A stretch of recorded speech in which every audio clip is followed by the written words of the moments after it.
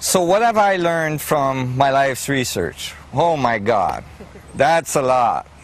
But if I could summarize it, and it might sound really esoteric and far-fetched, but I assure you it's based on a lot of research.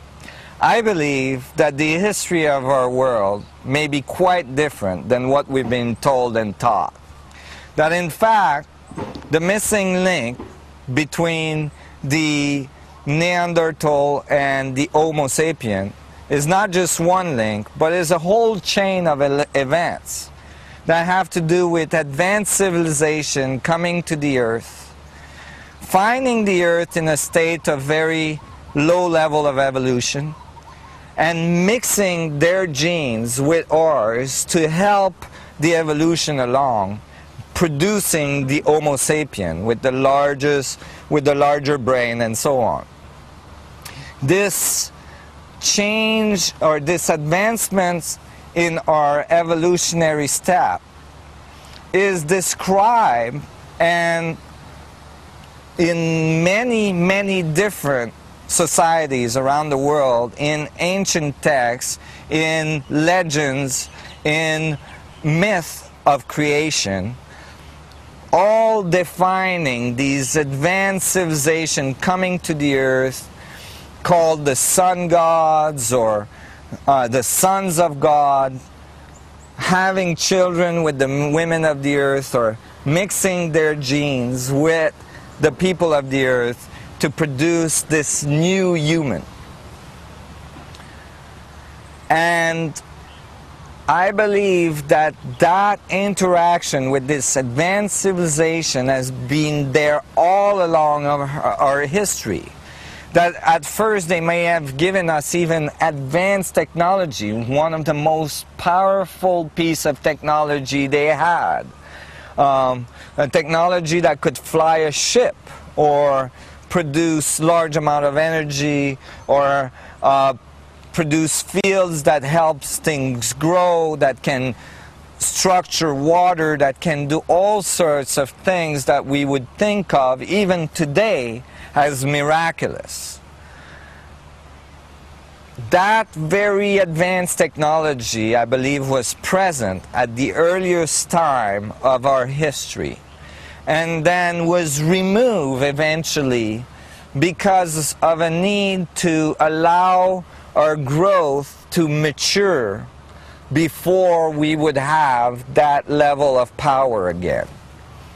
I believe at that time a decision was made, however, to embed all the information we needed to recover that level of technology so that we could have it on time for the changes that are about to occur on our planet at this time. That information was embedded in religious belief and cultural structures, even in building practices, so that it would be encoded and passed on from generation to generation to this time for you and me to recover and decode and apply it properly for advanced technology and philosophy. The advanced technology that comes out of this knowledge could have fundamental repercussion on our society, which would change our society dramatically from a society that lives really on a flat plane to a society that has access to what I call the Z-axis, have access to our solar system and maybe even access to our galaxy. I believe as well that there is a fundamental warning in all these texts, in all this knowledge that says to us, when you get that level of technology, it is crucial that you have grown to becoming a benign, collaborative society instead of a competitive, warring one.